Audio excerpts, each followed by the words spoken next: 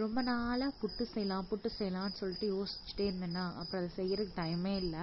இவங்களும் வேற அன்னைக்கு அரிசிலாம் அரைச்சிட்டு வந்தியே, அது எப்போ தான் புட்டு செய்ய போற அப்படின்னு சொல்லிட்டு கேட்டுட்டே இருந்தாங்களா. சரி இன்னைக்கு ஃப்ரீயாக இருக்கும் போதே செஞ்சிடலாம் அப்படின்னு சொல்லிட்டு செய்ய ஸ்டார்ட் பண்ணிட்டேன். ரொம்ப அழகாக வந்துருந்துச்சு. நான் இது வரைக்கும் புட்டே செஞ்சது கிடையாது. வீட்டில் அம்மாலாம் செய்வாங்க பார்ப்பேன், எனக்கு அந்த உதிரி உதிரியாலாம் வராது. ஆனால் இன்னைக்கு ஃபர்ஸ்ட் டைம் பண்ணியிருக்கேன். ஆனால் ரொம்பவே அழகாக வந்திருந்தது, உதிரி உதிரியாக. சாப்பிட்றதுக்கும் நல்லா இருந்துச்சு. சுகர் தான் போடலான்னு பார்த்தேன், சரி வெல்லம் போட்டுடலாம், ஹெல்த்தியாகவே சாப்பிட்டுக்கலாம் அப்படின்னு சொல்லிட்டு அப்புறம் அதை போட்டு சாப்பிட்டோம். ரொம்பவே டேஸ்ட்டாக இருந்துச்சு. அதுக்கப்புறமா சாப்பிட்டு முடிச்சதுக்கப்புறமா சரி சந்தைக்கு போகலாம் அப்படின்னு சொல்லிட்டு ஈவினிங் போல் சந்தைக்கு போயிட்டு வந்தோம்.